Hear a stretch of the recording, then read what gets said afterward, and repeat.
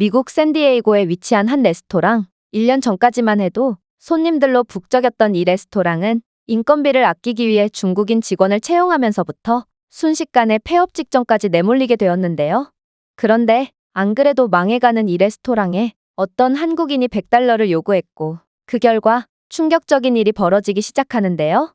그렇다면 이 한국인은 대체 왜 $100를 요구한 것이고 레스토랑에는 무슨 일이 벌어진 것인지 자세한 내용 살펴보도록 하겠습니다. 미국인의 사연입니다. 안녕하세요. 저는 미국 샌디에이고에서 레스토랑을 운영하고 있는 데클런이라고 합니다. 저는 젊은 나이부터 인생의 최고점과 최저점을 모두 경험했는데 한국인이 아니었다면 이 지옥 같은 골짜기에서 빠져나오지 못했을 거라는 것을 잘 알기에 이렇게 글을 작성하며 한국인들에게 감사를 표하려고 합니다. 일단 저는 몇 년 전까지만 해도 아버지 레스토랑에서 일을 배우던 견습생이었습니다.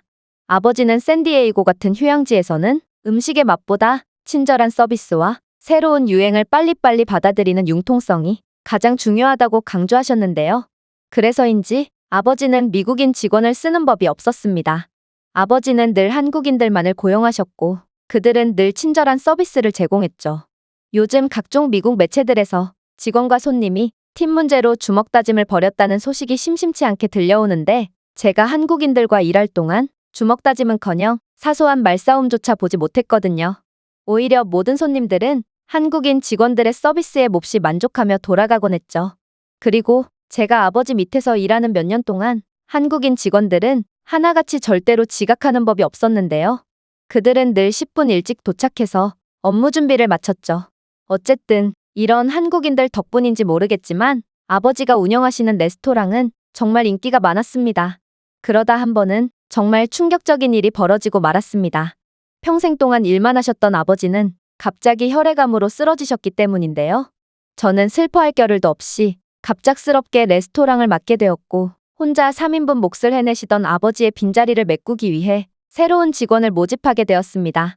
그리고 직원 모집 공고를 올리자마자 수많은 중국인들이 지원하더라고요. 반드시 한국인 직원만을 뽑으라던 아버지의 말씀이 떠올랐지만 저는 당장 일할 사람이 필요했고 중국인들도 한국인들과 같은 아시아 사람들이라 별 문제가 없을 거라 생각했습니다. 그러나 중국인 직원을 뽑자마자 저희 레스토랑은 급격하게 휘청이기 시작했습니다. 일단 중국인 직원들은 지각을 밥 먹듯이 해서 매번 다른 직원들에게 피해를 줬고 하루가 멀다 하고 다른 손님들과 싸우기 시작했는데요.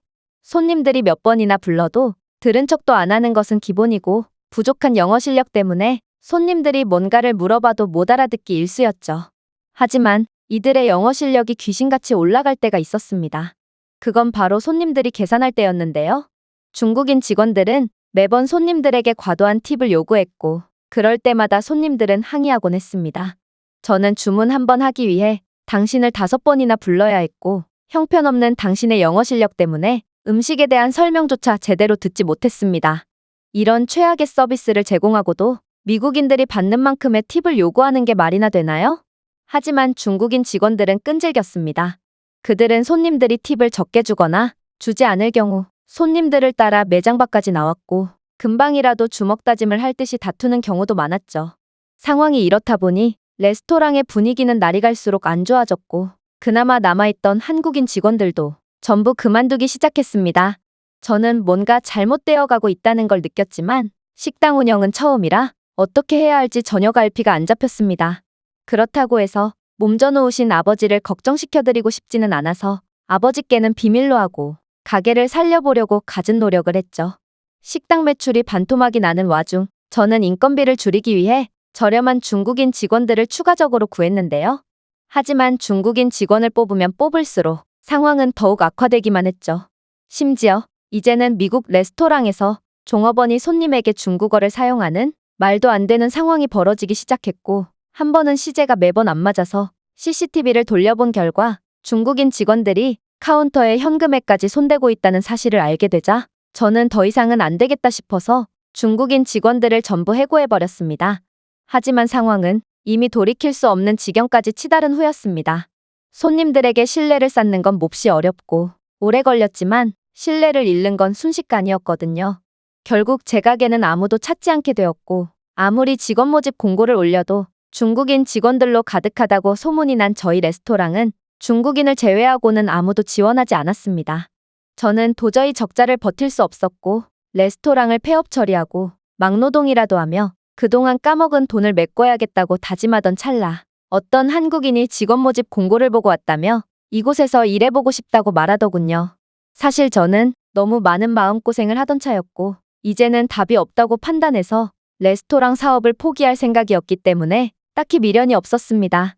하지만 중국인 직원들의 하기 싫어 죽겠다는 표정을 보다가 한국인의 열정 가득한 눈동자를 보니 평생을 열심히 사신 아버지가 생각났고 마지막으로 최선을 다해보고 그만두자 싶어서 이 한국인을 고용하게 되었습니다. 그리고 그는 정말 특별하더군요. 아무리 불친절한 손님이 오더라도 한국인 직원은 늘 웃는 얼굴로 응대했고 팁을 적게 주거나 안 주는 손님에게도 따지는 법 없이 정중한 태도를 유지했거든요. 이런 한국인 직원의 친절함 덕분에 급락하던 가게 매출은 드디어 하락세를 면했습니다. 하지만 감소를 면한 것뿐이지 여전히 적자는 계속되었죠.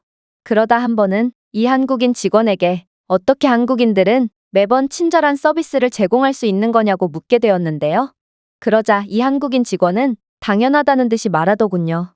한국의 소비자들은 미국인들보다 눈이 더 높거든요. 아마 한국인들은 미국보다 경쟁이 더욱 심한 곳에서 일하다 온 사람들이기 때문에 더 친절할 수밖에 없는 것 아닐까요? 그의 말에 저는 자존심이 조금 상하더군요. 세계 최고의 선진국인 미국 시장보다 경쟁이 심한 곳이 도대체 어디 있단 말인가요? 그래서 말했죠. 그럼 제 레스토랑의 문제가 뭐라고 생각하세요? 한국의 외식업 경쟁이 미국보다 치열하다면 그 정도는 알 것 아니에요? 그러자 한국인 직원은 잠시 고민하더니 이내 입을 열었습니다.